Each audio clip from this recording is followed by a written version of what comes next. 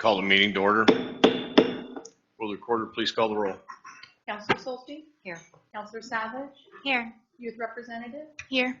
Councilor Fleck? Here. Councilor Sennett? Here. Councilor Ervin? Here. Councilor Roberts? Here. Mayor Gowdy? Here. Please stand for the Pledge of Allegiance. Allegiance to the flag of the United States of America and to the republic for which it stands, one nation, under God, indivisible, with liberty and justice for all.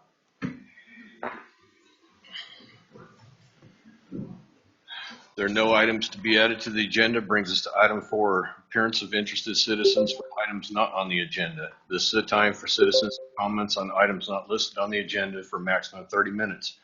Individual speakers must be recognized by presiding officer, provide their name and address, and be allowed up to 5 minutes or less with council approval. Comments regarding any matter scheduled for public hearing may be provided only in that hearing. Comments on agenda item may be taken prior to council's discussion on that item.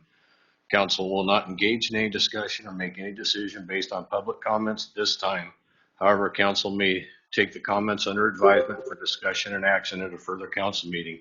Just a reminder, please address your comments to me and only to me. First one is Linda Olson. Thank you. My name is Linda Olson, 1305 Girard Avenue. My topic is emergency management, community earthquake preparedness training. So one of the city manager's goals and focuses for 2022 was to provide conduct employee and community earthquake preparedness training. I don't know what the cost was. The city held an emergency management TED Talk at the Cottage Grove Armory on Thursday, November 10th at 6 p.m. A group of us were a little dismayed to learn of the community training opportunity from the fire chief at 6:30 p.m. the same evening when we arrived for a CERT meeting. An article about the opportunity was published in the Cottage Grove Sentinel, the 11/10/22 issue, on page 3. Since we typically don't receive the paper until after 4 p.m. on Thursdays, which now moves to Friday, this was a missed opportunity for community members, to say the least. The speaker, Steve Eberlane from Portland, was engaging and knowledgeable, but I wonder what the cost of holding this training was, since almost no one was in attendance. Why was it not better attended? Where and how was it advertised or promoted in advance so that citizens might plan to attend? We were informed at the end of the training during question and answer that this emergency management training event was 3 years in the planning. So what happened? Where was the disconnect? I truly hope we do better in the future when investing taxpayer dollars in community outreach and emergency preparedness opportunities. Secondly, I attended a meeting with other nonprofits from Cottage Grove and staff from the Lane County Historic Museum last weekend to discuss how we could better partner with each other in preserving and promoting public access to our history and its artifacts. Sadly, many museums are closing due to lack of funding and community support. So where do we stand? In reviewing the City of Cottage Grove's 2023 budget, I'm intrigued to find that while the city budgets $285,000 for community promotion, nothing, zero, nada, was budgeted for the Bohemia Mining Days event. It is interesting that the city just celebrated its 63rd year of holding BMD. What is the return on investment if the city is not investing in the success of this annual event? I also find no funding earmarked to support or preserve our history and its artifacts. With $285,000 budgeted for community promotions, why are there no funds earmarked to support your local nonprofit historic societies and the museums that provide a tourism draw? The guardians and gatekeepers of your history need your support. The Oregon Aviation Society Museum, Cottage Grove Museum, Bohemia Gold Mining Museum, Cottage Grove Historic Society, Cottage Grove Genealogy Society. Each of these nonprofit organizations should be treasured and deserve to be financially supported as tourist attractions within Cottage Grove. These volunteer-staffed organizations depend upon tourism and visitor donations to keep their doors open for public access to your history, while serving to protect and preserve the stories and artifacts from your past. While there are grant applications available for funds received from Lane County room tax to promote tourism, meeting the latest equity and cultural diversity type requirements have hindered efforts by some nonprofit historic preservation organizations in qualifying for these funds. How we choose to invest or not invest in preserving your past will become the history of your tomorrow. The Cottage Grove purchased Middlefield Golf Course in December of 2006 and continues to fund and staff and operate it to ensure the success of their investment. This is the type of tourist attraction that we want to encourage and support. In considering the community's return on investment, I did obtain information from the City of Cottage Grove on how much revenue the city receives from the operation of Middlefield Golf and its gift shop, or its pro shop. In 2022, they posted $487,000 in revenue. That's a return on investment. The city earmarked a lot of money to address the homelessness and their care, and it is paying off. We are growing. Now I hear that we need overflow shelter space and the unhoused still get to sleep in our parks. How much more do we have to anticipate spending on that? Thank you. Dale Gangle.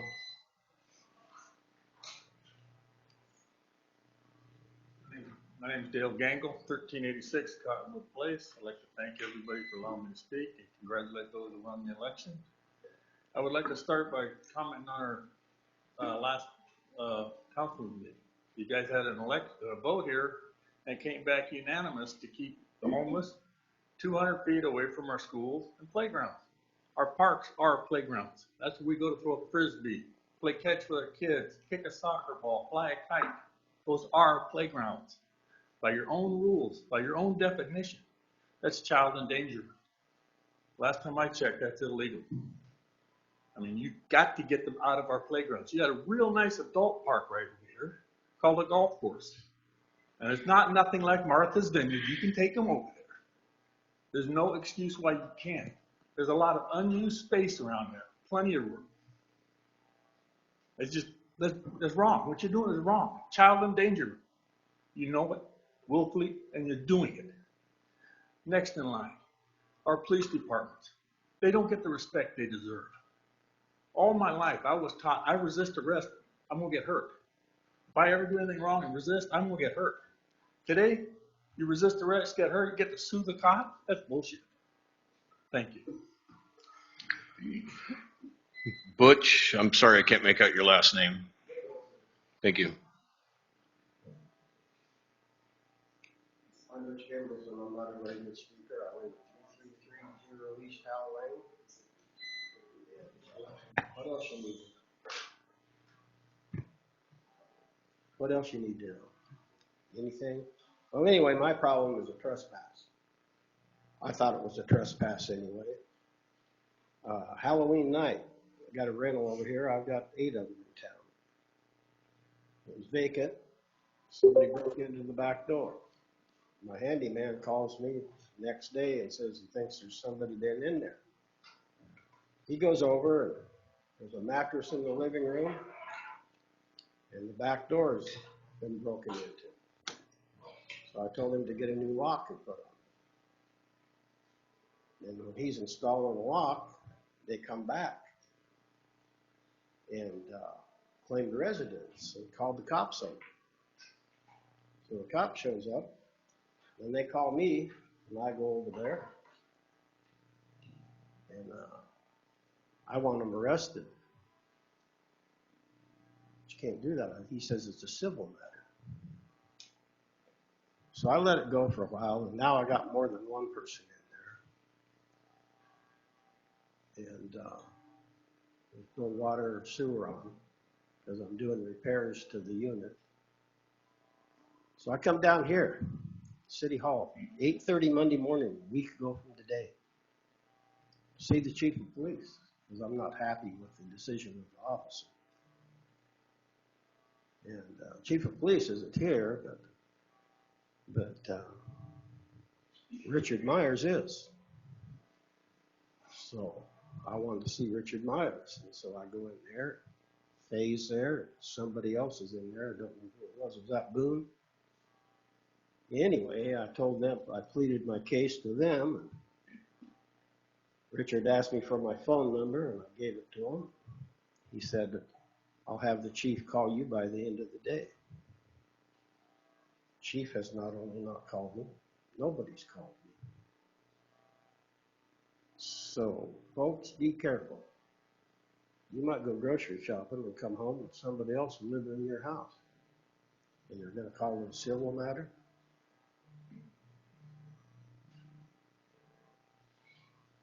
Anyway, that's all I got to say. You got to do a better job than you do. You're not going to have anybody in this town. Dwayne Taddy. Dwayne Caddy, 77561 Highway 99, Cottage Grove. Congratulations, Counselor, on your next step as mayor, Cottage Grove. I stand here today to speak regarding Butch's case. I met Mr. Gabrielson kind of via K&D, thanks Cameron, and at Connects. He hangs out at Connects, drinks coffee from the same coffee cup. It looks like you've had it for 5 years, and I value this dude. He told me a story about what happened at his rental. And I've got to ask, as the boss of the boss of the boss of the officer, Officer Stevens, who used his discretion, which he's allowed to do, albeit we think that his discretion should be in the benefit of, it should benefit the community for the purpose of benefiting the community. He used his discretion to call this a civil matter. Like Butch says, how'd you like if you came home and somebody was sitting in your house who had an ID that didn't match your address, who doesn't have any mail that matches that address, who's never lived at that address. As the boss, I think that you guys need to talk to the boss, and he can talk to the boss of this officer, reconsider his decision to help Butch out. Now, what's important here is Butch is a landlord in this community. You guys have all said, the city manager, the mayor, councilors here, have all said this is Cape Brown's fault. You said it's Oregon's fault, the state, the feds. It's the reason why nobody wants to come to Oregon to build. Well, we got a landlord here. He said he's got 8 rentals. He's got to shut a couple down because of some damages. He needs to get people out so they can become vacant. We got a 1% vacancy rate is what I'm told. It's not because we don't have people that want to rent. It's because it's $3,000 a month. Nobody can afford that. So the stuff that's vacant is expensive. So I ask that you would talk to the boss and have him reconsider his decision.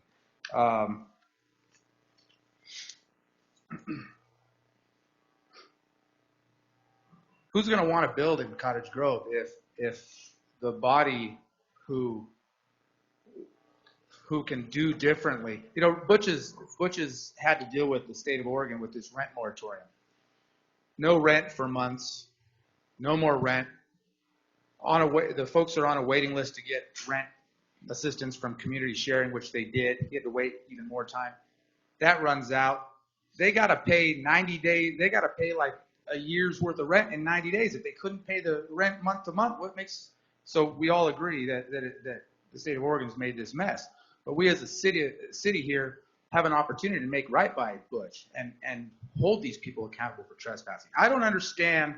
You don't know the whole story, but this is a 17-year-old female that called the police. A 17-year-old female living in a home, which Butch said doesn't have sewer or water, which it doesn't because it's shut off so he can make these repairs. How's that safe? It's uninhabitable, in my opinion. And the police officer writes it off as a civil matter and moves on, leaves a 17-year-old female in a house with no water. No, I'm assuming it has no electricity, but no water, no sewer. Or put her on the street, then we add to the homeless problem. But where's the community benefit in calling this, using the discretion to call it a civil matter versus a legal matter? There's 2 ORSs written on the trespass order that is to be turned into the city. Use one of those to get her out, get her stuff out. As far as the chief not returning his call, I believe that to be true. On September 29th, I called city manager Richard Myers regarding the Alex Harrelson case down at across from the book mine. I had Brett, and Brett had 2 tickets. He lit a fire to cook some food, and Officer Dunlap decided he was going to call the fire department, and I listened to the fire department call. They didn't need to respond. Listening to the call. I've got it recorded. Anybody wants to hear it, let me know. Cites him for open fire. homeless guy trying to cook some steak on a little homemade fire pit the size of an enchilada sauce can. Then he gets 86 from the parks for that. Then he goes back to the park the next day and gets arrested for that, criminal trespass. I wanted to know, is he trespassed from all the parks, or is he trespassed from the park that he violated the rules? Richard said he doesn't know. That's a question for the chief. So on September 29th, Richard said he'd have the chief call me. He wasn't in the office on that Friday. It was a month later, on October 30th, at 9:26 p.m., that Officer Brandstetter called and left me a voicemail. I was sleeping, getting ready for work, which I should be doing right now. And he said he wanted to talk to me about this criminal mischief in the park. So we got to do a better job. And last but not least, Richard said this morning that the mayor position is just another counselor. You know that's BS, Richard. Or he knows that's BS. The mayor's not just another counselor. Thank you. Congratulations, Candace. Okay, so item 5, there's public hearing's been postponed. So it brings us to item 6, consent agenda. Move approval. Second. I have a motion with a second. Is there any discussion? All those in favor signify by saying aye. Aye. Opposed? Okay, item 7, resolution ordinances. Resolution requesting the Board of Commissioners for Lane County to surrender jurisdiction of various road sections within the incorporated city limits of Cottage Grove. Mr. Mongan. Thank you, Mayor and Council. Over the past 3 years, the City of Cottage Grove and Lane County Public Works have worked to annex sections of right-of-way into the city. The purpose of these annexations has been to initiate a process that allows the city to obtain jurisdiction for the roads by requesting their surrender from Lane County. The following road sections have been annexed into the city and are now being requested to be surrendered. Sweet Lane from Blue Sky Drive east to Highway 99. 2 small portions of West Main Street or Cottage Grove Lorraine Highway out towards Gowdyville Road. The section just north of Taco Bell on Thornton Airport Road. In addition to these road sections, there's 2 other road sections that have been within city limits for some time and maintained by the city. That is North Douglas Street from Penoyer Avenue up to the Cottage Grove Connector, and then North Lane Street from Thayer Avenue to Highway 99. The attached draft resolution is the official request for surrender of the above described roads from county to the city. Upon approval from council, the resolution will be presented to the Lane County Board of Commissioners for their consideration. Recommendation of staff is that the City Council adopt the attached resolution requesting the Board of Commissioners of Lane County to surrender the jurisdiction of the described road sections. Have a resolution number? 2082. Councilor Fleck. Mr. Mayor, move that the council adopt resolution 2082. Second. Motion with a second. Discussion. Councilor Irvin. Thank you, Mr. Mayor. I have questions about the reasons for this. I guess I have concerns. The particular reasons are that the conditions of our roads are below fair or right at fair. I forget exactly based on the assessment. So one of the questions is, what are the conditions of these sections of road? Will that pull the overall condition down? If we lack the mechanism to maintain our own roads, funding mechanisms, why would we be bringing in additional roads? What is this? What is the game plan behind this? I don't think it has anything to do with annexation, looking at as far as other properties, because they look like they abut. But maybe you can speak to those considerations. Mr. Stewart. Thanks, Mr. Mayor.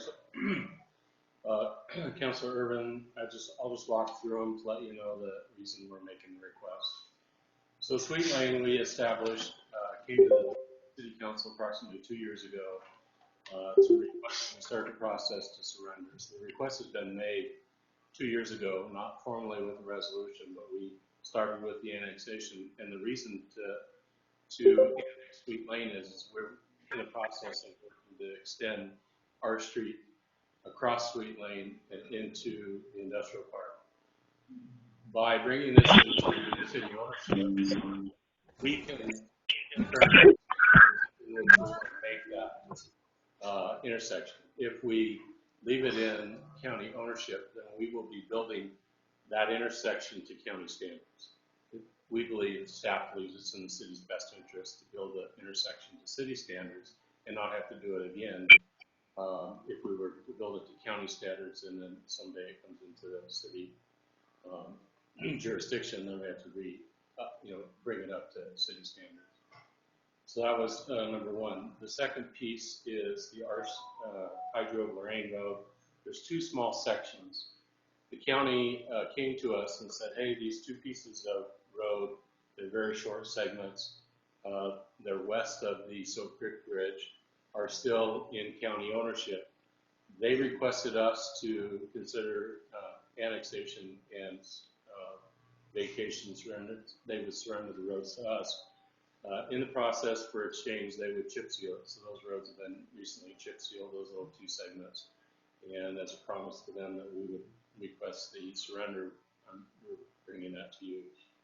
The Thornton Airport Road, we have a developer, we have an individual that's working to build a structure, a airplane construction business in the airport for purposes of parking and bringing utilities into that property. It would be easier if that segment of road was actually in city's jurisdiction to accommodate that construction. Douglas Street and North Lane Street, we've been under the assumption that those have been under county or city ownership for years. We've been doing all the maintenance and everything. It came to our attention when we started to put the affluent line down Douglas Street that we were going to need to get a facilities permit to put the affluent line down there because it appears to be under county ownership. So because we've already been doing all the maintenance and we've got a capital improvement project to go down Douglas Street, that is the reason why we brought these two items to additional items. So there's 6 segments of road that we believe is in the city's best interest to request the surrender so that we can proceed with our capital plans that we have for the city. Thank you. Thanks. Any other discussion? Councilor Savage? Thank you so much, Mr. Mayor. Would we be responsible for putting in the sidewalks on these stretches of roads that don't currently have sidewalks? Mr. Mayor, Councilor Savage. So generally the process is if we do a capital improvement project, unless we get a grant like we did for Safe Routes to Schools that will pay for the sidewalks, generally in the capital program, the property owner that's adjacent, if we decide to upgrade that road, would be responsible unless the council directors to do something different under city code with the adjoining property owner would be required to pay for the sidewalk. Any other discussion? Seeing none, will the recorder please call the roll? Counselor Solsky? Aye. Counselor Savage? Aye. Youth Representative? Aye. Counselor Fletch? Aye. Counselor Stennett? Aye. Counselor Urban? Aye. Counselor Roberts? Aye. Mayor Gallen? All right. Resolution 2082 passes. Brings us to business from the City Council. Item A is a 2022 municipal report from Judge Fisher.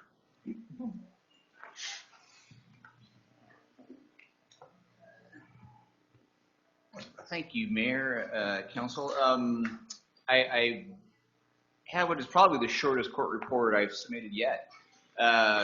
Largely, there's not a whole lot that has changed in the last year, other than a couple things that I think are worth calling attention to, which is we're seeing a return to some historic norms of certain levels of crime that had really fallen off over the last couple of years.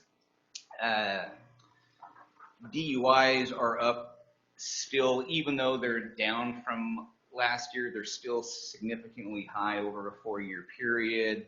And then we see a large spike, like a tremendous spike in the criminal trespass category, where it's tripled from the past couple years.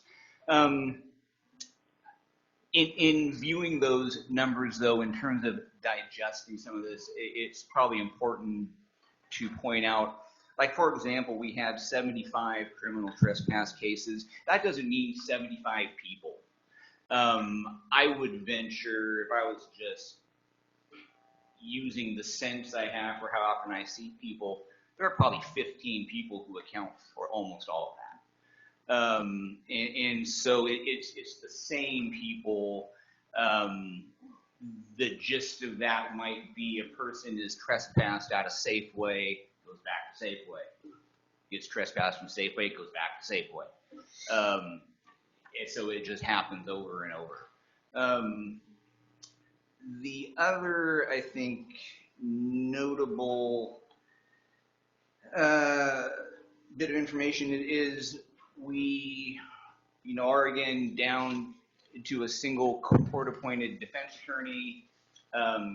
Given the general still low levels of people appearing on first offenses, it's still manageable. Our average daily, and so our average docket for people who are charged with new offenses, we probably are getting on the docket are probably between 5 and 7 people. Of those, 3 are showing up.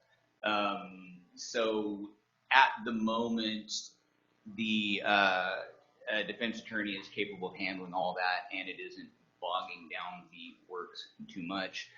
A lot of those people end up showing up later, but it hasn't yet caused a problem. It's really only going to cause us a problem when we get to the point where we have a conflict.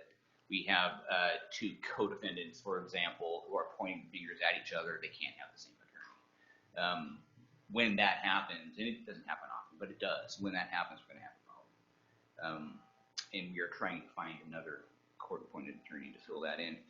And then lastly, in terms of jury trials, again, like I said, we haven't had a jury trial in at least 5 years.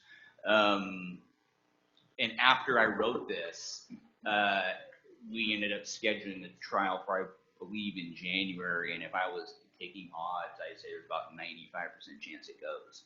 So we might finally have a jury trial after an infinite amount of time. And aside from that, I'm open for questions.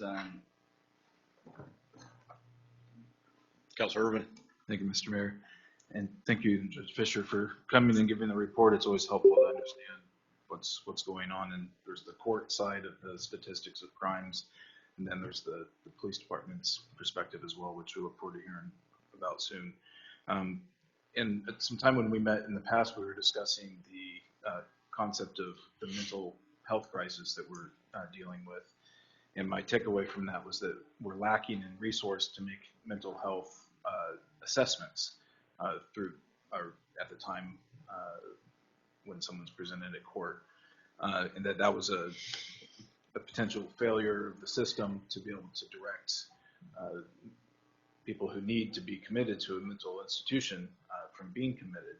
And I was wondering if you could speak to that issue so that perhaps we can make direction changes to better facilitate this justice system. Sure. And so,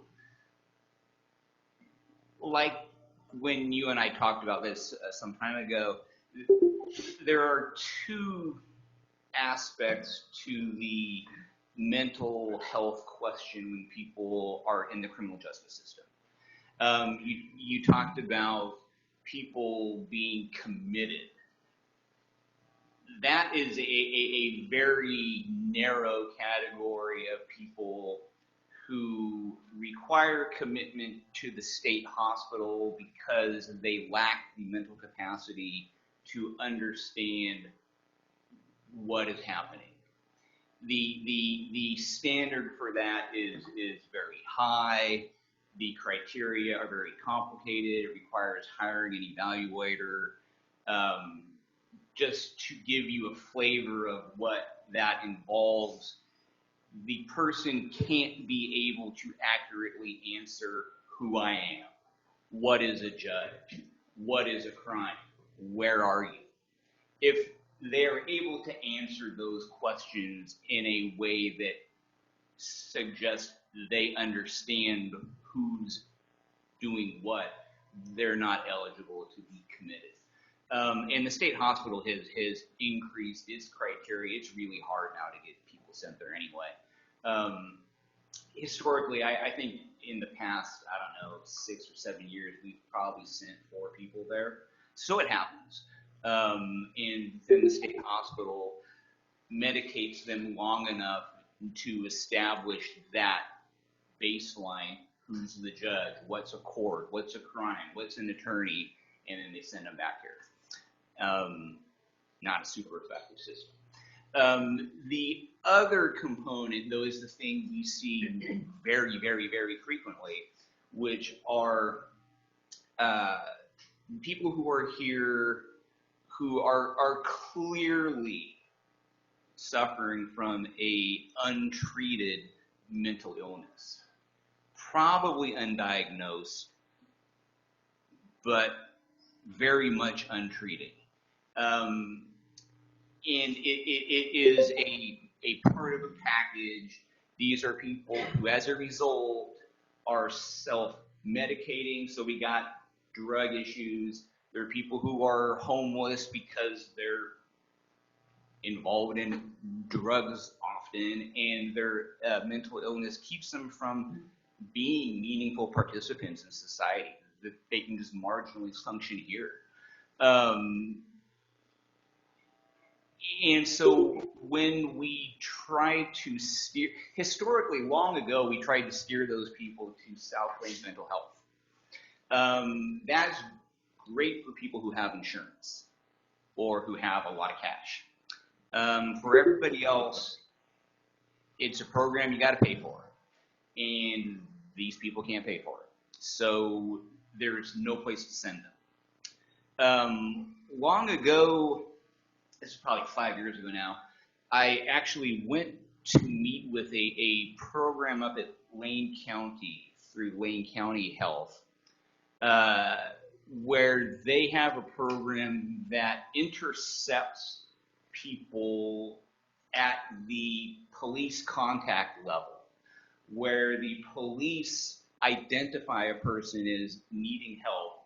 They can contact Lane County Public Health and steer them, at least temporarily, out of the justice system and into the mental health system, so that they can maybe resolve their problem that way.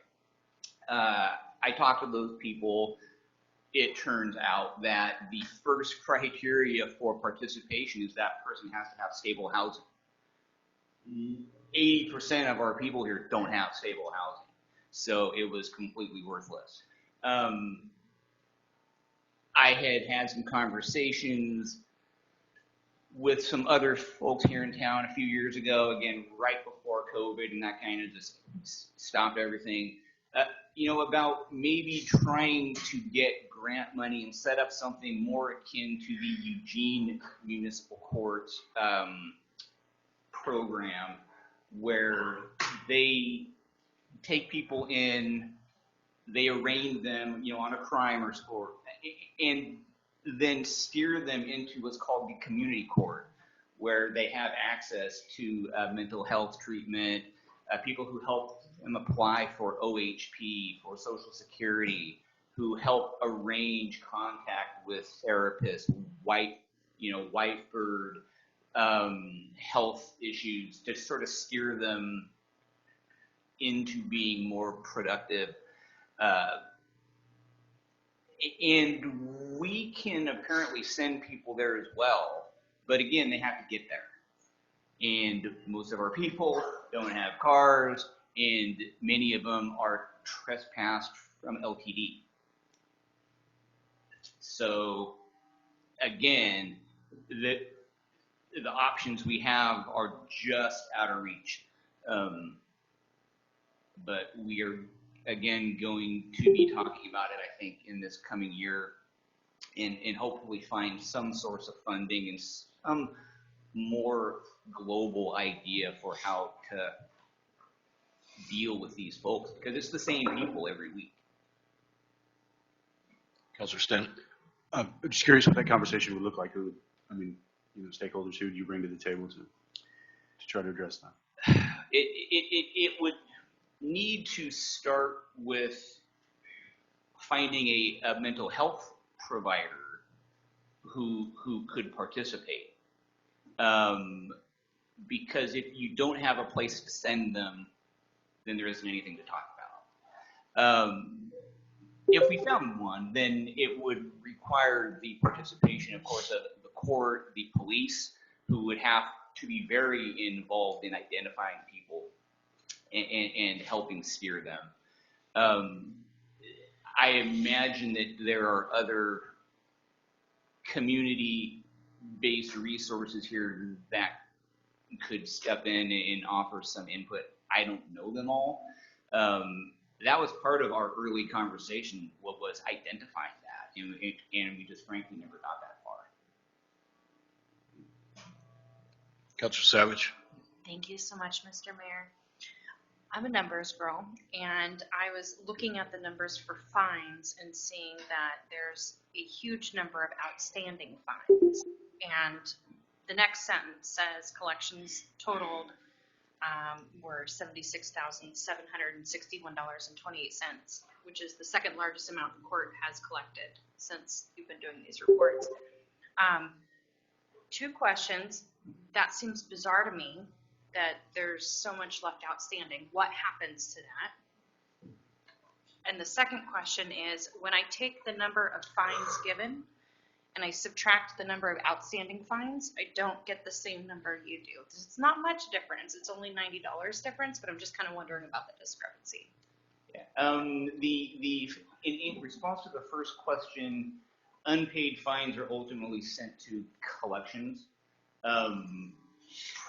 And those are almost entirely traffic fines, where people just don't show up and don't pay them. Their licenses get suspended for not showing up. We can no longer suspend people for not paying. But when people, and some people now have started to figure this out, that when they come in and set up a payment plan, make a payment, and then stop paying for the rest of eternity, there isn't anything anybody can do about it except send it to a collection agency and hope someday those people have to buy a house. In terms of the math, on the sheet I got, there was there was actually a separate entry or something for $90, and I didn't understand it. But it wasn't included in the totals. So I'm not, that's, an accounting thing. I don't know. Thank you. Councilor Irwin. Thank you, Mr. Mayor. Just to continue on the thought process of working towards some sort of a workable resolution, or at least steps in the right direction for addressing the mental health crisis in the town. Would love to reinvigorate those conversations, have the more frequent, feedback to the council, so that we can help in any way that we can to find service providers. Even if we had, here's the criteria for a service provider that they would need to meet for recruitment purposes. If you've seen models that work elsewhere, anything on that front that you can provide for us would be greatly appreciated. Councilor Fleck. So, Judge Fisher, one of our local individuals that I know well, and I'm sure you do too, ended up, I think it was 2 years ago, spending 30 days in jail, and came out and clearly was on his meds, and was just the same as you or I, able to hold on. A conversation, was polite, and then of course gets back into the situation of either not getting onto their meds and or using illicit drugs. And I guess I'm just wondering if we're also using the opportunity to hold folks, on these crimes so that they can actually get some of that stuff in the jail. I don't know if that was coincidence or if that was something that actually was able to happen, but in that situation, it was a very good outcome. The downside was we didn't have any follow-up to continue helping keep that person successful. And I know, on another note, I know that there was an RFP for a cahoots model, and we're a little short of therapists right now. So I know that's something that's being worked on, and I'm hopeful that in the future that will increase. But in the short term, what is your take on, holding folks in our jail and seeing what services they can receive while in that place? I would probably redirect some of that question to the police department because it's the police department's jail. So it would depend on what resources they have available. I would note that the jail isn't a mental health treatment facility, and they have a phone book, and that's probably the most I would say. In terms of steering people, we did in the past, and I suspect this was not a case when you talked about, because we stopped this some time ago, we used to try and direct people, as part of a judgment, they had to seek mental health treatment. But when you start seeing everybody who you directed come back for not doing it, and the reason for not doing it is because A, they can't afford it, B, the treatment doesn't exist, at some point that becomes, your definition of insanity, doing the same thing, expecting a different outcome. We do get people like who when we sentence them to an extended period of jail, do manage to get it together. Part of what we've done in the past with some success is provide or impose longer jail sentences, substantially longer jail sentences, and then give people the opportunity to get into an inpatient program. And if they get into the inpatient program, if completed, they get day-for-day credit. So, for example, I could sentence a person to 90 days in jail. They get into a traditional inpatient treatment program that is also 90 days. They finish it. They've served their 90 days and are less likely to be a problem on the 91st day. It happens, and I've seen the people who are in that situation who succeed for a period of time.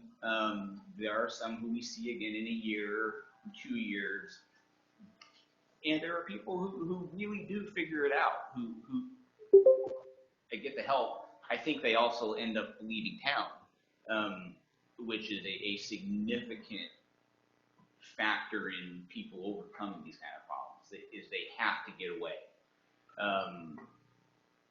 And the people who we have seen have the most success have, in fact, moved away.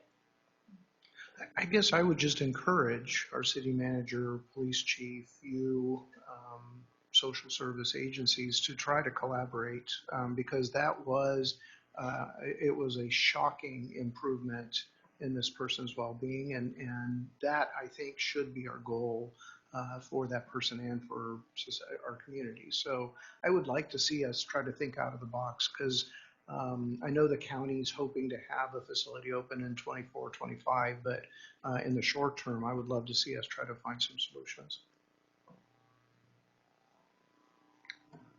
Mayor-elect Soulsby. Thank you, Mr. Mayor. Thank you, Judge Fisher. Looking at the criminal trespass number tripling from last year is alarming in our area, and to hear that it's the same people perpetuating this is also alarming. And because that leads me to believe, of course, the breakdown in the system. And so what would be your suggestions for our small town, hearing the testimony of Butch that just said he came home and found someone in his home, and that it was ruled civil as opposed to a criminal trespass. And with your knowledge, for us to move forward to solve that problem for our small town. If I had the answer to solve it, I wouldn't be here. I'd be in Switzerland receiving my Nobel. But for example, that kind of situation we heard about earlier, which I'm not going to really comment on, but it could still end up here. But as an attorney, for I think now 27 years, it's civil, not criminal is a very common story that a lot of people hear, a lot of people don't like, and it's pretty fact dependent. So without knowing, and just even as I heard, there were certain things like, well, it depends about this, it depends on this. But I've heard that story a lot, and it is an unsatisfactory story for the person who called the police to hear. And I'm not sure it's always right, at least my experience as an attorney. In terms of, though, what can you do with the trespass? Again, like I said, probably, and this is just my off-the-cuff observations, of our trespasses, probably 40%-ish are from the stores, and often Safeway. There's a few others, Walmart. People can't stay away from the parking lot in Walmart. It's a magnet. And then the other, there's probably another 40% that are parks. And almost all of them end up here because there was a previous civil trespass. The store trespassed a person. The police trespassed a person from a park. And on occasion, they had a previous court trespass. And so then they go a second time. That's what leads to the criminal charge.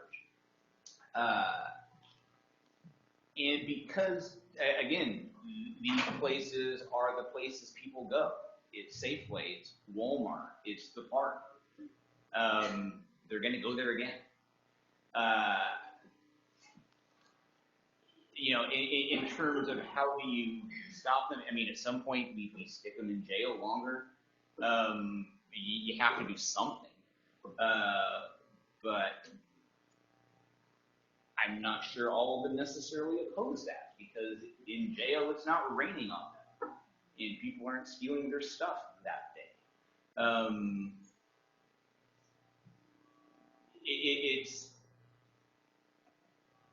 That's a really hard question, to answer. This time of year, I think we historically see more cases like the case we heard about, where people find a house that they think is abandoned or they think is empty, and they just go sleep there. That's kind of a seasonal phenomenon. We trespass them, when they show up, and in those cases they tend not to go back because it's pretty easy to get caught there. But from Safeway, they just keep going back to Safeway.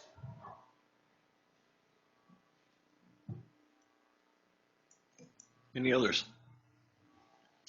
Do we need to set an evaluation since we got the evaluations on here? And you need to approve the valuation forms to use them in the executive session.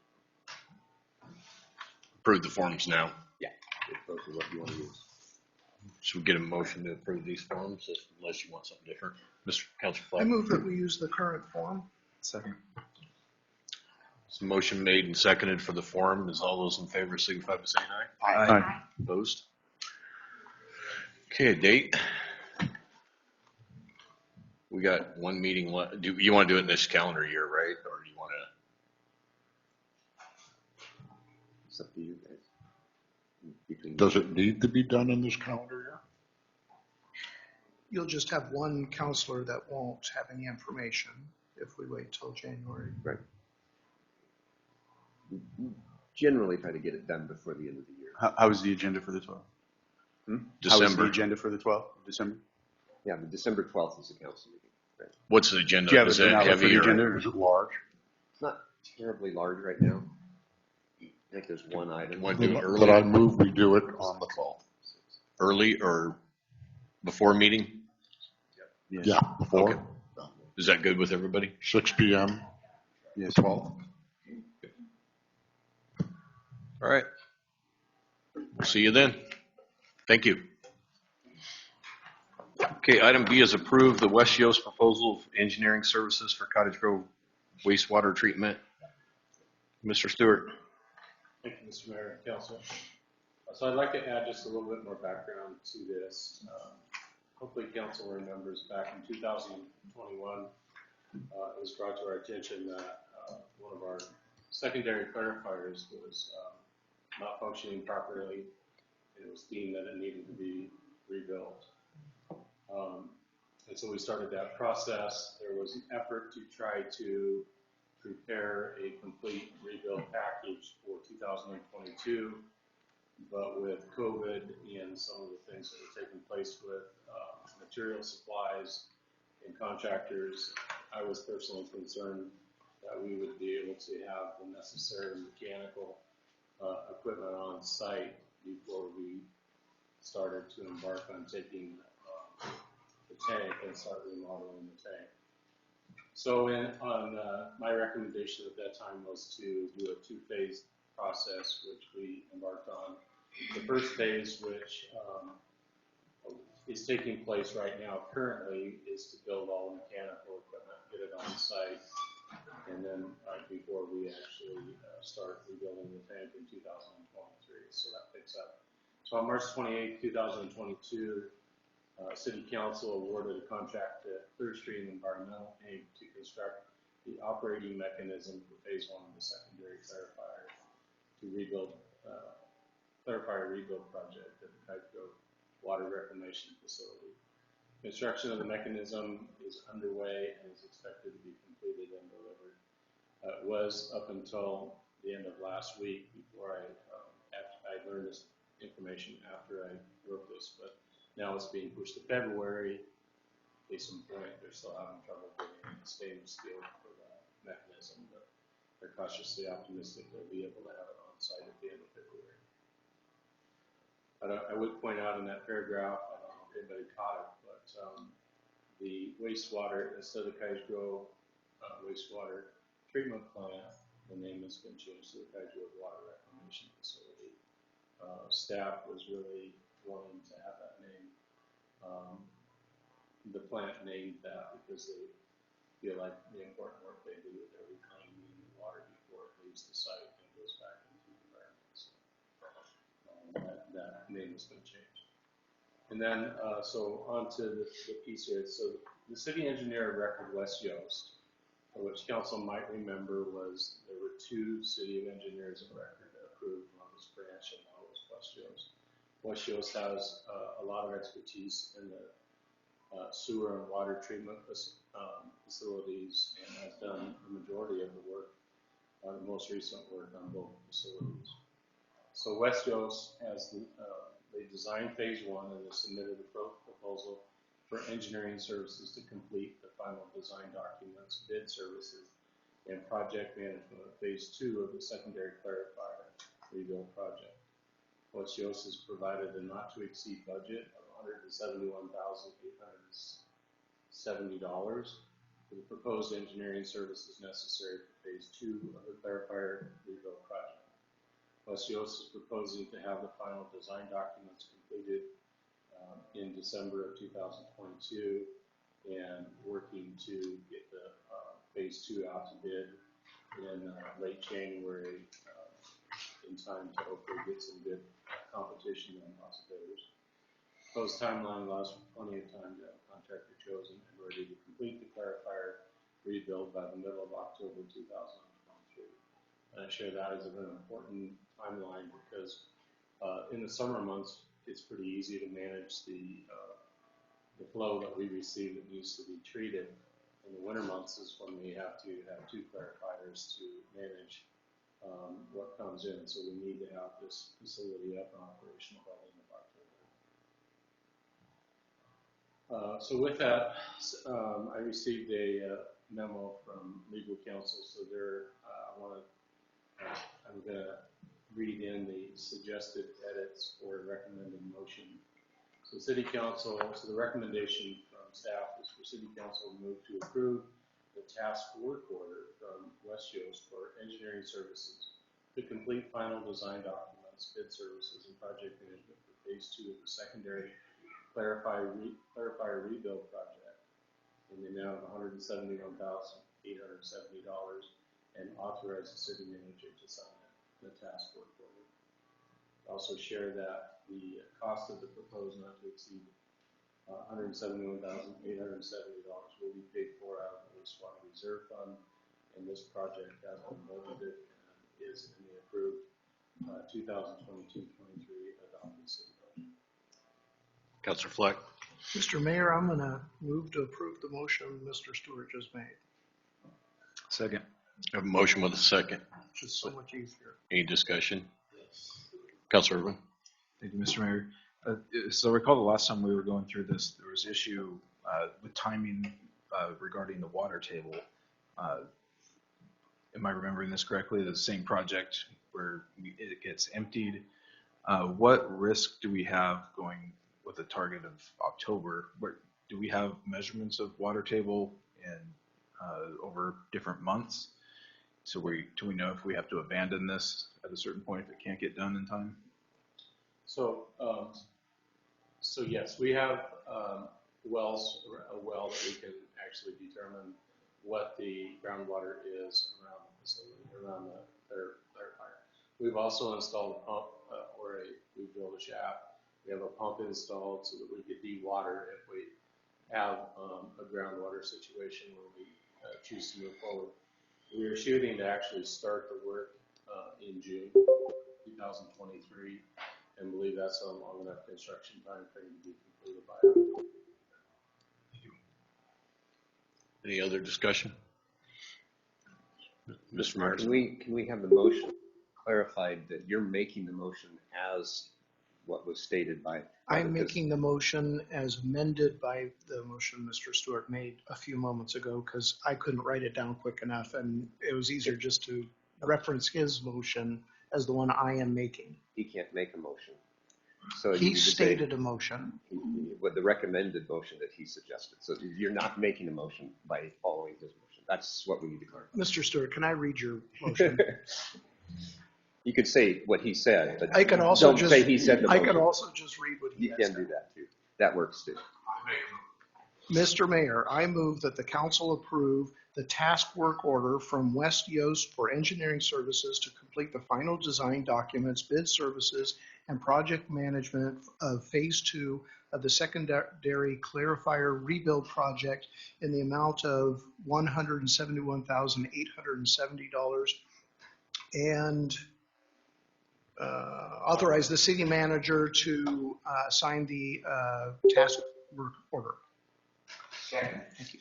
Motion with a second. Is there any more discussion on that? All those in favor signify by saying aye. Aye. Opposed? Okay, item C is Counselor Subcommittee appointment. Mr. Mongan, we have several. Thank you, Mayor, Council. On December 31st of 2022, the Planning Commission, Historic Preservation Commission, Urban Forestry Committee, and Budget Committee will have member positions that will have reached the end of their 3-year terms. The following are positions that will need to be filled. Planning Commission has 2 vacancies, will have 2 vacancies. Historic Preservation has 2 vacancies caused by term expirations and a third due to the resignation of Deborah Monson. Urban Forestry Committee will have 2 positions. Budget Committee will have 3. Each of these positions beginning January 1st, 2023 and expiring December 20th, 2025, with the exception of the vacancy created by the resignation of Ms. Monson that runs through to December 31st of 2023.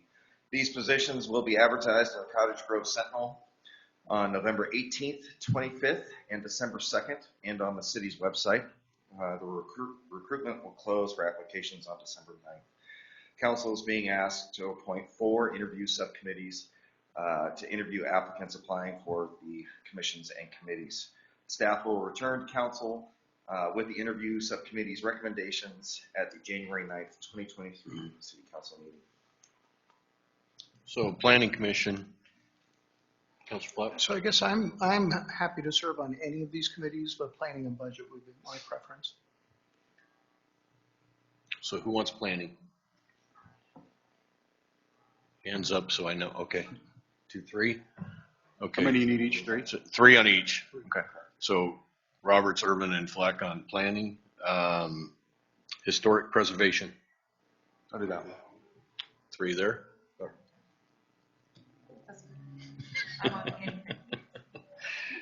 Urban forestry.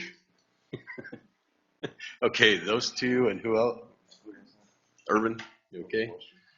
And where are we at? Budget committee. Took these 3. Okay. And we need chairs designated. Let's see. Planning was you 3, right? Roberts, chair. Let's see. Historic. Who had historic? I think Okay. Urban forestry. Was that you 3 or was those 3? Urban, Soulsby, Um, Urban and budget.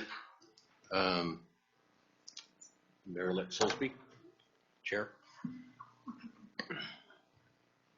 Can I ask a really dumb question? Yeah. I believe that Mr. Meriday is on the budget committee. Is this a position that we've accounted for, or is that in conversation yet?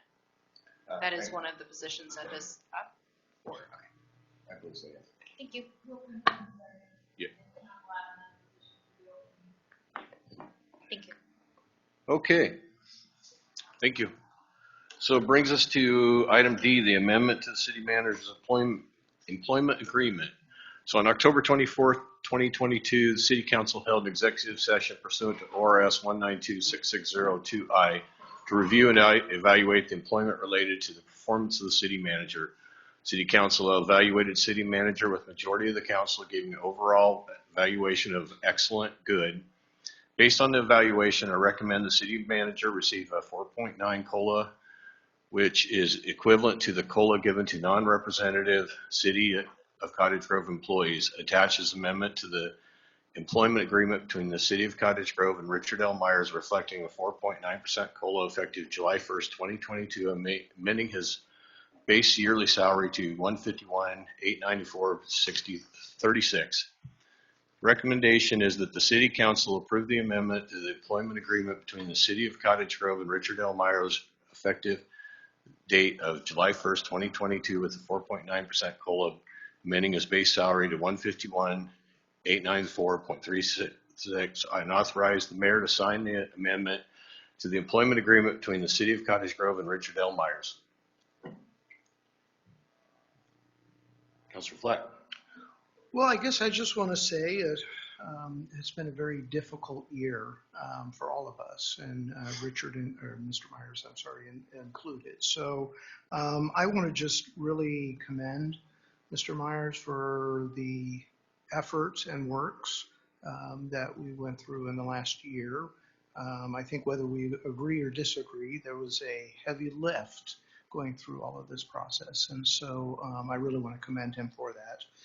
And with that, I will move that the City Council approve the amendment to the employment agreement between the City of Cottage Grove and Richard L. Myers, effective date of July 1, 2022, with a 4.9% COLA, amending his base salary to $151,894.36, and authorize the mayor to sign the amendment to the employment agreement between the City of Cottage Grove and Richard L. Myers. Second. A motion with a second. Any discussion? Mayor Lutz-Holsby. Thank you, Mr. Mayor.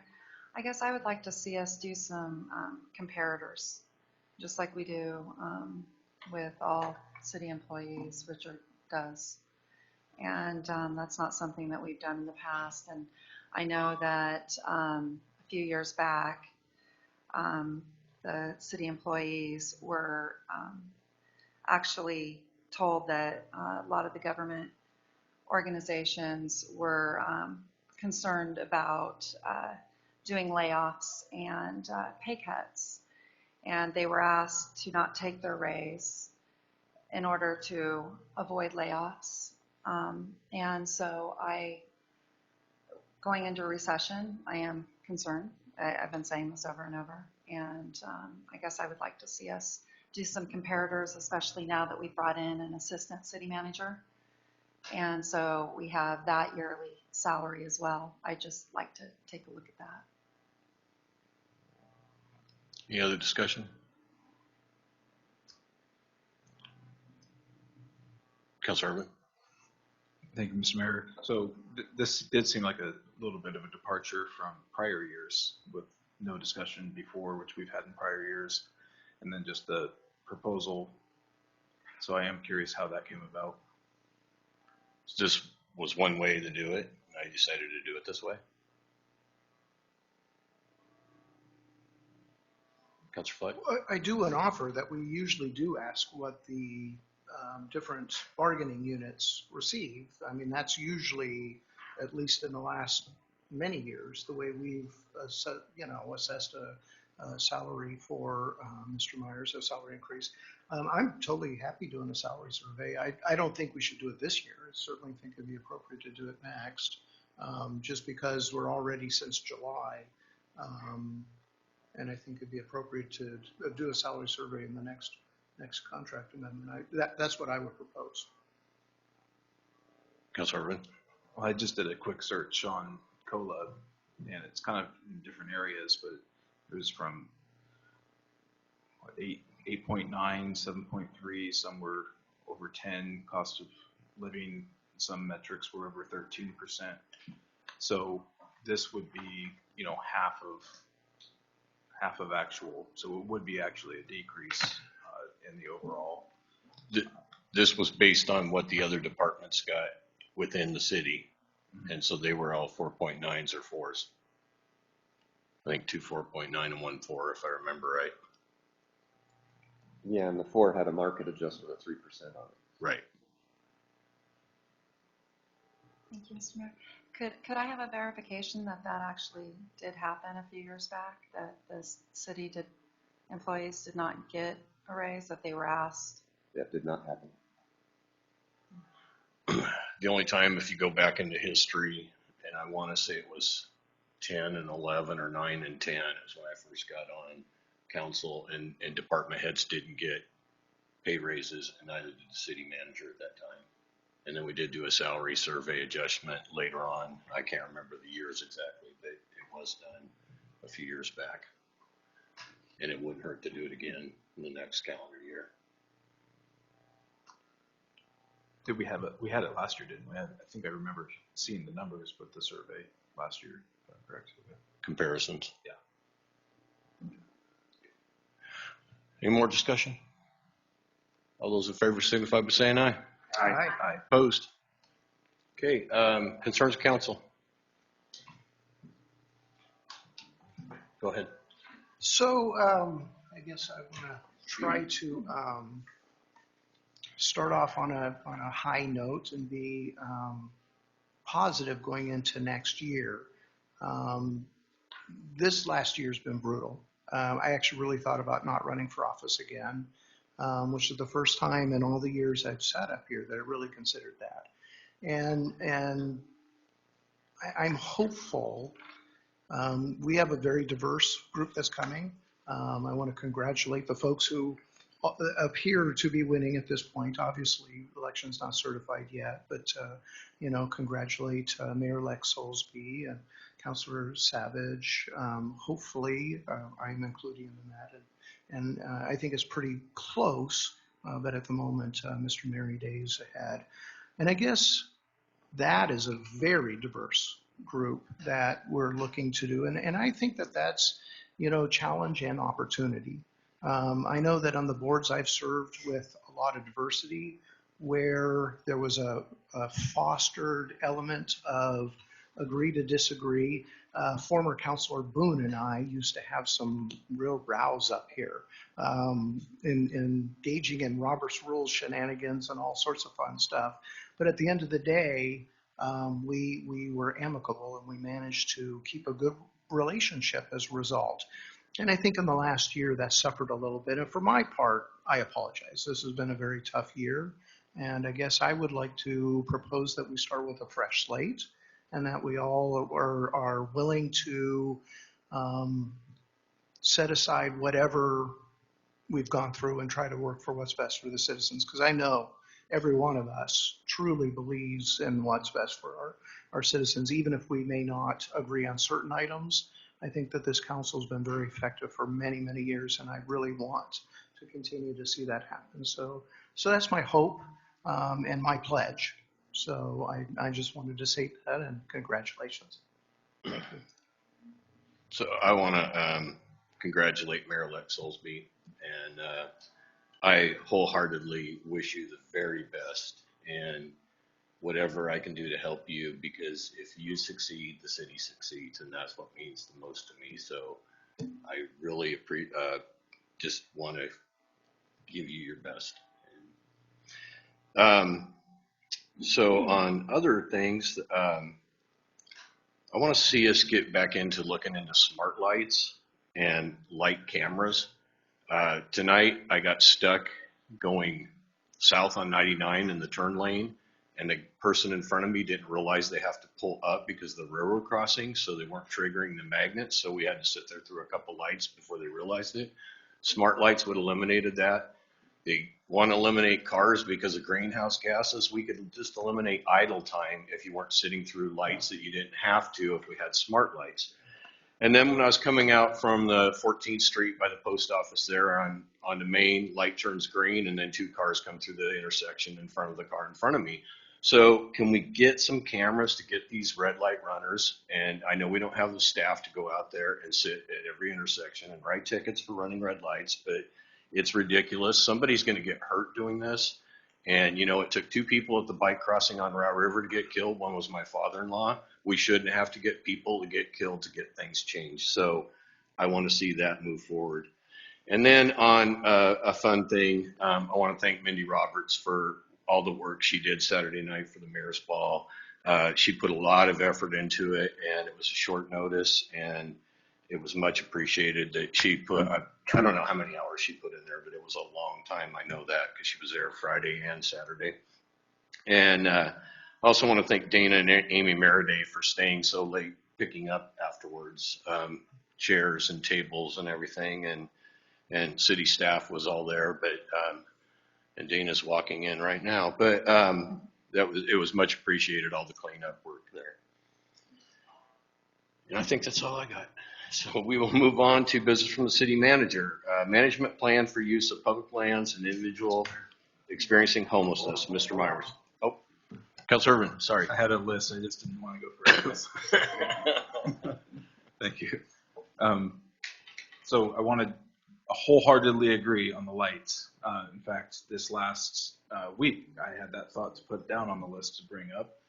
And not only that failure, anybody who rides a motorcycle knows that there's troublesome situations sitting at lights, and you get to know that you can go on the second loop around, but it's happening with cars.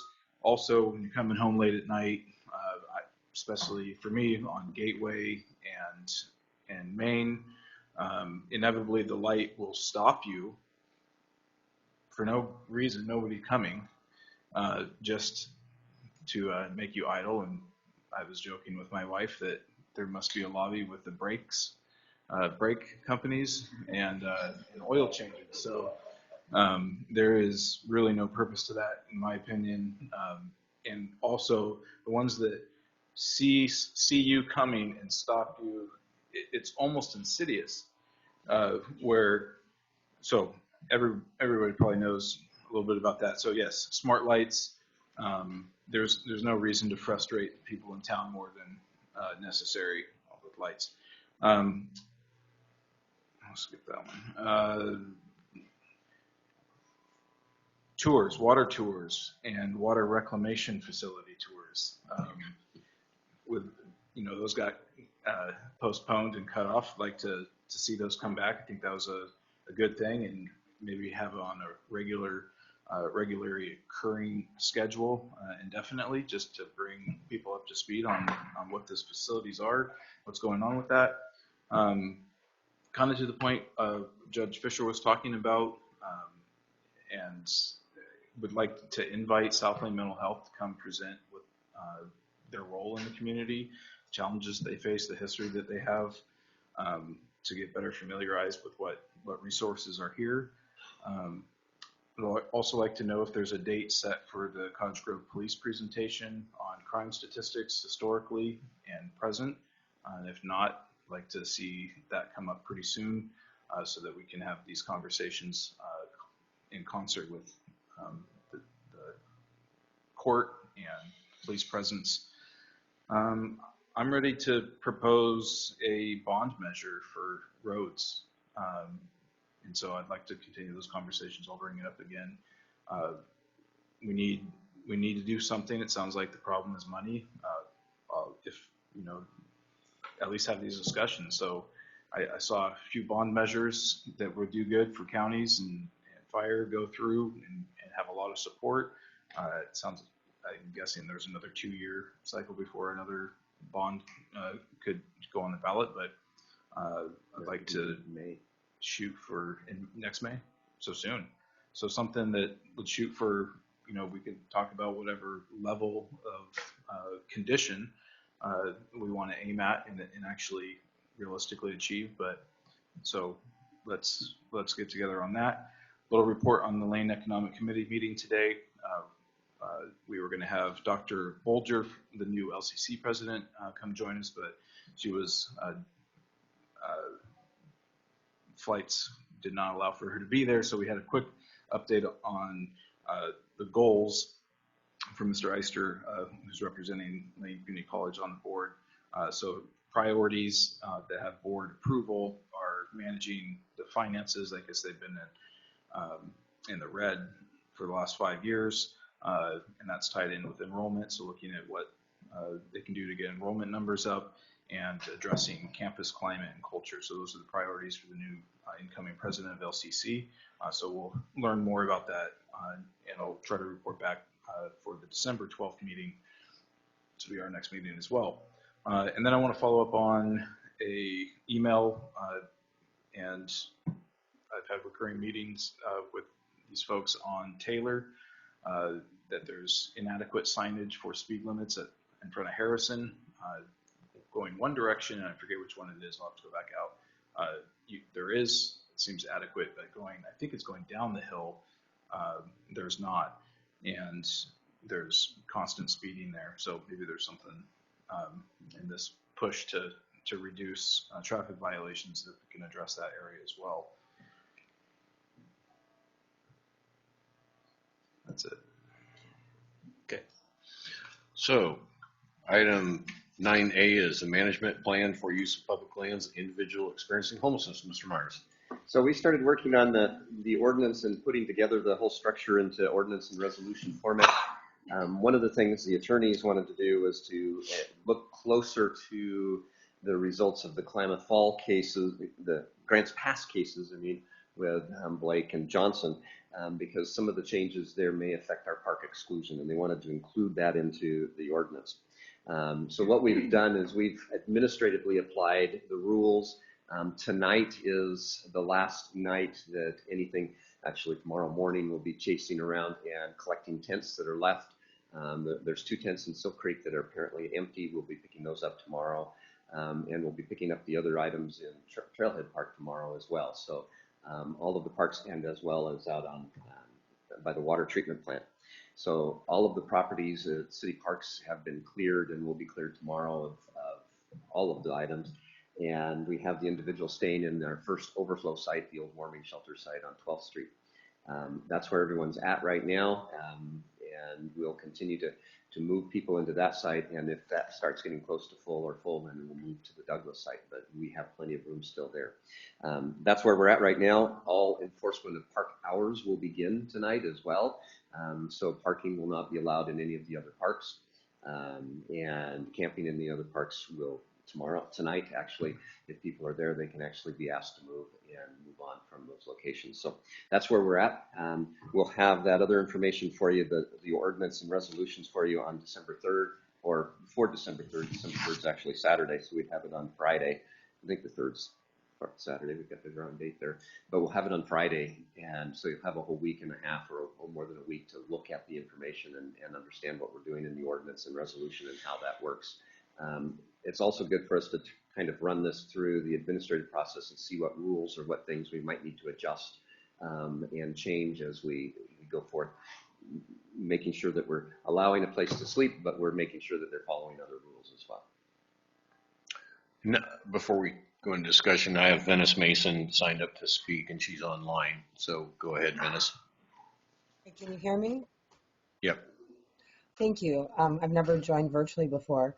I wanted to express support for the new overflow park that is being created, and for the ordinances that will govern it and allow for our park spaces to be open for everybody. Also, I do want to address the need for covered spaces. And I think that that was part of what was attractive about the Trailhead Park, was that there was covered spaces. And I would like to encourage the city to take a look at least temporary covered spaces, to be able to have a place to keep your things dry and a place to keep your tent dry. Seems like the basics of human decency that we could be providing at these sites. And really taking a look at that, and whether or not that will be allowed is something that I would like to see included. I've heard a lot this evening at the meeting, from the judge's report into other arenas, about mental health, homelessness, addiction, and poverty, and how these things tie together. And I just really also want to encourage the city to continue to expand upon its comprehensive plan to deal with people experiencing homelessness in our community, and also to refer to people experiencing homelessness as people experiencing homelessness. I think it would be very, very educational and maybe enlightening if folks would take a look at their own language regarding that. And it's a really great exercise. We were all trained to not refer negatively to people of other races. That was a big leap in the 70s. People referred to people negatively, openly, and in public spaces. I think that if we take a look at our comments regarding people experiencing homelessness and replace the word homeless folks with Black people, you would start to understand how you sound. These are simply people, and they are citizens, and they are people who are experiencing homelessness in our community. So I really want to applaud the city for the homeless shelter. I would like to applaud the city for creating these new overflow shelters and for meeting the needs for getting our parks back. But we really do need to take a look at a comprehensive plan that includes green spaces and includes gardening, because that tends to address many of the needs. We don't have enough mental health providers. What we end up with is people who are experiencing homelessness in our courts, tying up our court times, tying up our jail times, tying up our police resources, and also we end up with these folks in the emergency rooms. And these are all really high cost, very ineffective ways of dealing with people experiencing homelessness, mental health, and addiction issues. On top of that, it is in line with our 2037 vision. All 4 arenas, both expanding and integrating community networks, enhancing urban places and spaces, investing in a diverse and sustainable economy, and preserving and promoting environmental assets, those are all included in community gardening plans. I've had the great benefit of doing site visits here in Santa Cruz, where I'm at currently, that are letting people have dignity and low barrier employment. So we've got a great start. We're getting our parks back. We have a homeless shelter. We have an overflow solution happening, but we need to start taking a look at the long-term end game of transitioning people into being thriving members of our community. And that's going to take time and continued investment at the front end. But what it will save us in police costs, court costs, and in community strife and in emergency room visits will be worth it in the end.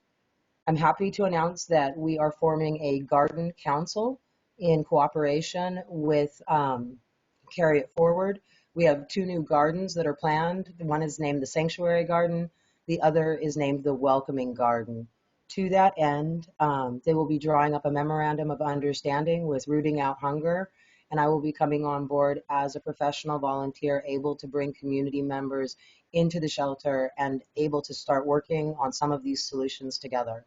Through community gardens, through creating sustainable, creative, and unique plans, we can make our city the way that we want it to be, and we can welcome people experiencing homelessness into the larger community in a way that saves money, saves strife, saves time, and provides folks with dignity of a paycheck, low barrier employment, and eventually we're going to have to start doing low income and supportive housing if we want to be realistic about solving the problem and not just sweeping it away.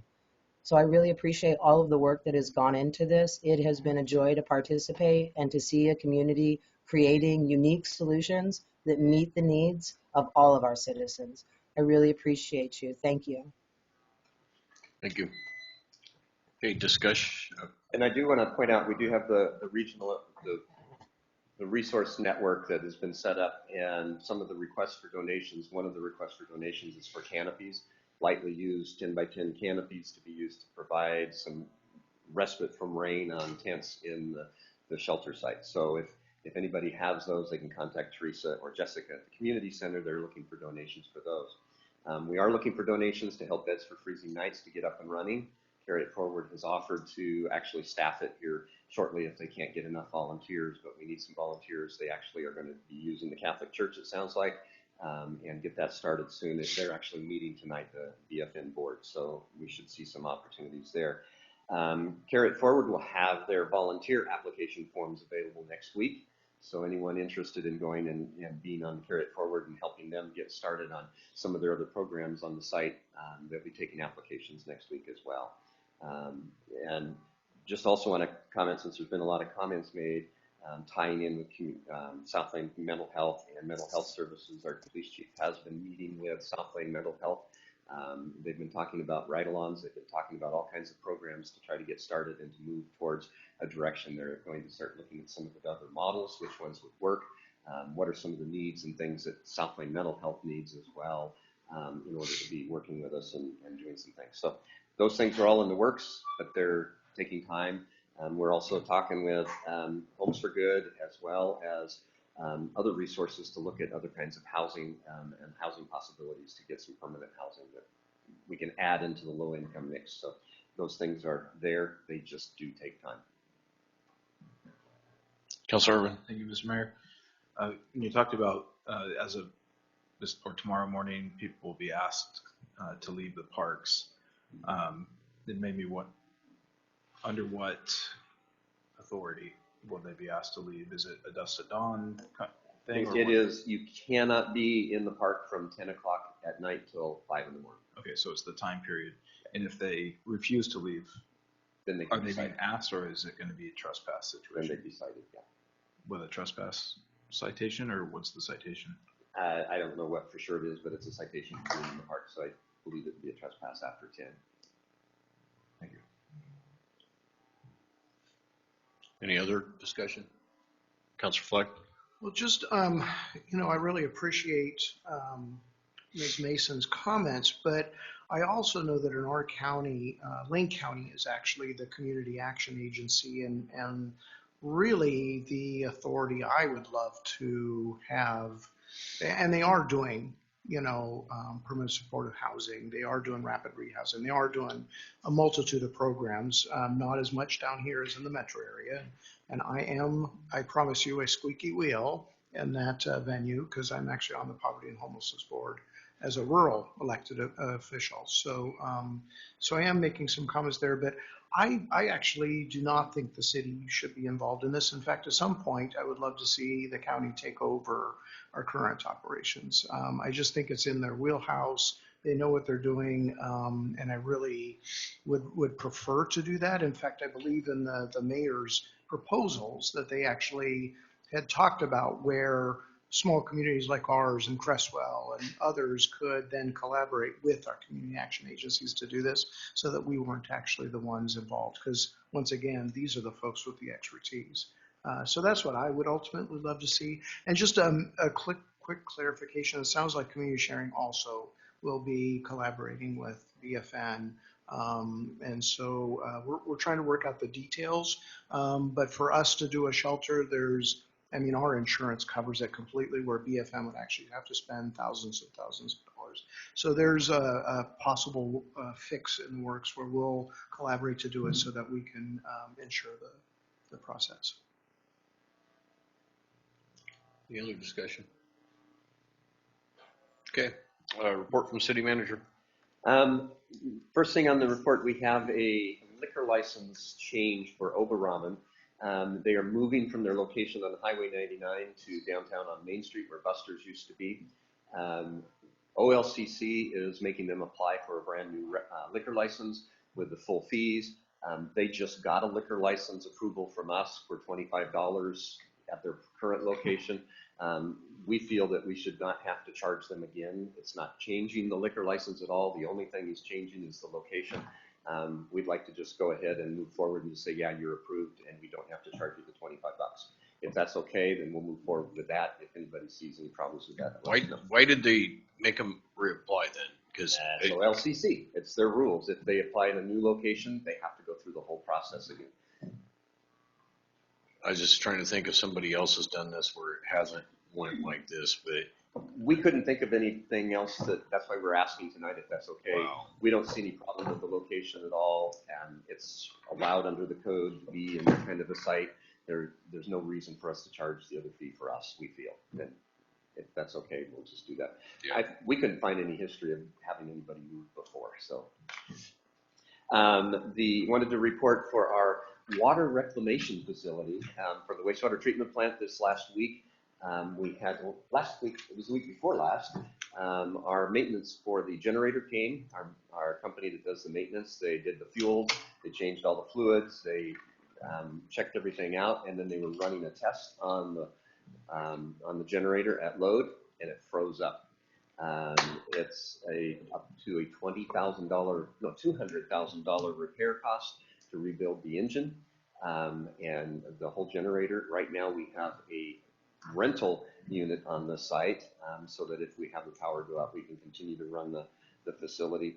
And that's costing us $20,000 a month to have the rental on. So we'll keep you informed on what needs to happen as we explore what happened with the generator and what the problem is and why it seized. And we'll be coming back with more information on that, but just thought we'd let you know that is happening. We have a turkey letter for you to sign for the annual turkey. You've got it, Mindy's got it, so please don't just leave. Stop by and sign that with Mindy. The LOC, the League of Oregon Cities, is having their elected essentials workshops. You should have received an email today on this, so please look at that. The Roseburg one is probably the closest one. Albany's probably somewhat as close as Roseburg, just a little further. But there's good dates in there to look at, and please sign up for these. If you need help or want us to sign you up, let us know. We'll get you signed up. There's OMA is doing a new mayor's workshop in conjunction with the elected essentials. The league is inviting everyone. If you're new or if you need a refresher, please think about going to those. They do a wonderful job, and there's food. They'll feed you lunch. Let's see what other item on here. The mayor's ball. With the small amount of time we spent on asking for donations, we raised $3,000 for the Mayor's Ball Saturday night. So congratulations on that, and that's exciting. And we had 99 meals, or 99 plates were sold in meals, and it was a great, I think it was a great fun event. So last item, and this one's kind of exciting, and I forgot to turn mine off actually because it popped up on the computer here. We have a new phone system, and each one of you have your own phone number under our new phone system. You can access it with the mobile app. If you go to 8x8, 8x8 work, and do that on the Google Store or Apple Store, you can log in, you can load that app on your phone, and what it does is it will use your phone as a second phone, and you'll be using, basically you'll be using this other number, and we'll need to get you your numbers and everything, but our IT staff will be more than happy to help you get that hooked up and running.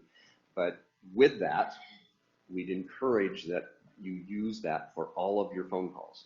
If you get a phone call and you don't answer it, it will give you an email with the voicemail transcribed and a recording as well, and that's kept in our public records. If you can also use that new number for texting, and all those text messages will be saved as public records. And so we're urging you that as we look at this, you can even load it on your iPhone, your iPads if you wanted, and use your iPads as a phone.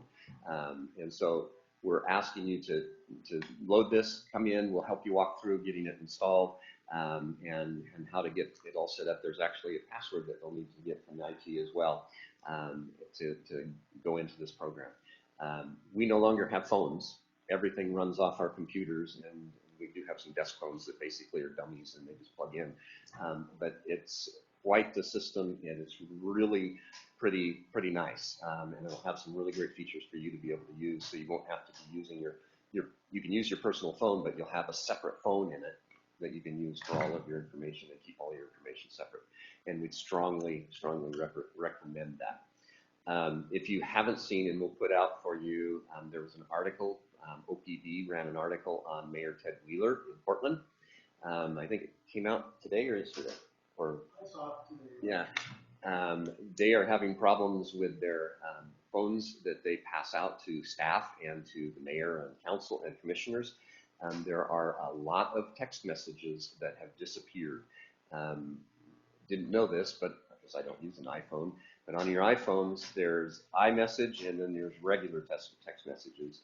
The iPhone text messages are blue, and then green ones are the regular texts that go to Androids or are open and can be salvaged and saved and brought out in public records. If you use the iMessage with another counselor, or what was happening in Portland is the mayor was commenting with staff and other people using iMessage, those records are not saved. You can't get them. And so they've got a whole void of public records that are missing because they were using the wrong program and they can't get it. They turn that off and it get turned back on. It get turned off and turned back on. So there were times when it would reset. Who knows what was going on, whether somebody was resetting it or an update resetted it or what. But be careful on that. That's why we're urging you to use the 8x8. Should be a really good opportunity for you to transition over to that and use that. We can keep all the records there, and they'll be protected in our vault with Google. See, I had one other item. Protected with Google. That's they are. They're in the archive there, and that way. And that's it. So on the iPads and stuff, because I know I've had this one. I think I had this one when I was a counselor, so that's over 6 years old. We're looking at in the next budget or sooner to start looking at replacements. Yeah, because when we did our press conference on the task force, they were trying to get the backdrop loaded up, and it wouldn't take it because it's too old. And so, I had to go to my personal computer and all that kind of stuff. So, just a thought that we've mentioned that to IT already, and they're looking at what they can get and how they can move up and advance some of the pads. Yeah. Okay. So we have no attorney tonight, and so that brings us, and there's no items removed. It brings us into executive session. City Council for Cottage Grove will now meet in executive session to consider information and records that are exempt by law from public inspection. The executive session be held pursuant of ORS 192.6602D, which allows council to meet in executive session to deliberate with persons designated by the governing body to carry on labor negotiations. Representatives of the news media and designated staff shall be allowed to attend executive session. All other members of the audience are asked to leave the room. Representatives of news media are specifically directed not to report on any of the deliberations during executive session except to state a general subject of the session as previously announced. No decision may be made in executive session. At the end of executive session, we'll return to open session and adjourn the meeting.